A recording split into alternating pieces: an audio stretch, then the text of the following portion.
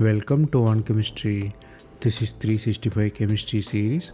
Organic chemistry questions for you. Here you have alcohol which is attached with branched alkane and you are using sulfuric acid. You should find what will be the final product.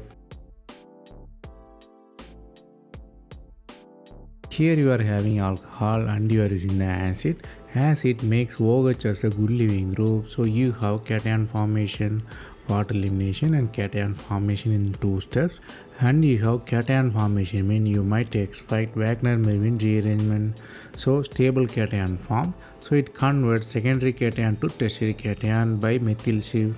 So tertiary cation forms, it has to quenching also it has 2 pathways. The hydrogen from the cation, there are 2 hydrogen near the cation, one is less substituted alkene, another is more substituted alkene. So according to the Saytzeff rule, alkene stability, more substituted is greater than less substituted, so more substituted alkene will form.